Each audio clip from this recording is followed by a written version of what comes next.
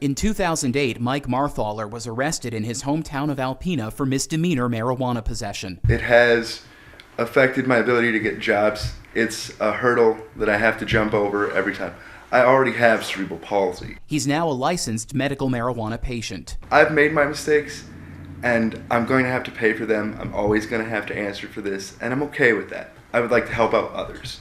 You shouldn't have to answer for this if the vast majority of the population doesn't think it's a big deal. Marquette lawyer Brian Block says that as a defense attorney, the results of marijuana possession cases often bother him. I currently have one client who should be graduating from Northern and taking a job as a teacher, and she may find 4 years of work and a good job is no longer available to her because she was caught with 2.5 grams of pot. Marthaler and Block are board members of Legalize MQT, a community nonprofit group. Legalize MQT would like the city of Marquette to make possession of 2.5 ounces of marijuana or less a civil infraction instead of a crime, with a $100 fine similar to a parking ticket. They chose 2.5 ounces because that's the amount Michigan's medical marijuana law allows licensed patients to possess. You took care of it the next day.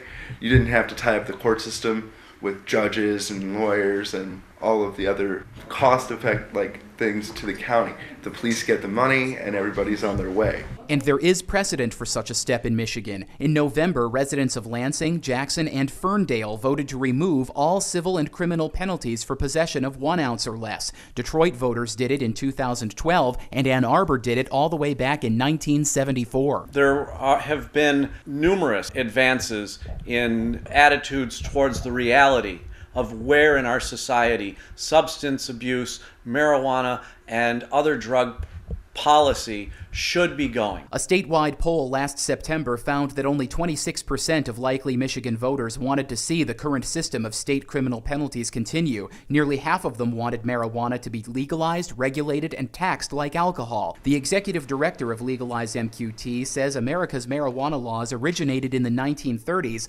largely because the Federal Bureau of Narcotics, which was part of the Treasury Department in those days, was run by a friend of one of the country's best-known newspaper barons. He had a very direct personal relationship with William Randolph Hearst. William Randolph Hearst had purchased large tracts of forest land to make paper, and hemp fiber was the Declaration of Independence is written on hemp paper. The Constitution is written on hemp paper. Various states, particularly the southern border states, that wanted to control the flow of Mexicans across the southern borders of the United States, wanted the federal government to create a law. It was the perfect bureaucratic target for an agency, that being the Bureau of Treasury, that had a lot of agents sitting around doing nothing because Prohibition had ended. Dr. Curtis Martyr says marijuana use does not define a person's potential in life, since Barack Obama is the third consecutive U.S. president to have publicly said he has smoked marijuana at some point. And the way that the drug laws are written in the United States, if you have a misdemeanor arrest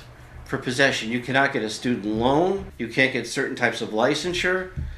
But if you're arrested, for example, for murder or rape, you can still get a student loan. Marquette Mayor Bob Neemis says that while Legalize MQT has attended city commission meetings, the group has not made a formal request that the commission take action. We're a local government. There's a state government, a federal government. The primacy of their laws trump our laws generally, and I think it's an issue that should be addressed on the state level. Neemis says he's not convinced that decriminalization is a good idea. If we were to tell our police force that, well, there's some state laws we want you to enforce, but this is one state law we don't want you to enforce, that we want it just as a civil infraction, I think it would confuse people. People outside the city would be coming in the city. It just isn't good public policy for one unit of government to try to change the law of another unit, a higher unit of government by our ordinance. A bill in the state legislature, House Bill 4623, would make possession of 1 ounce or less a statewide civil infraction. The bill has been stuck in committee for nearly a year and is unlikely to ever make its way out.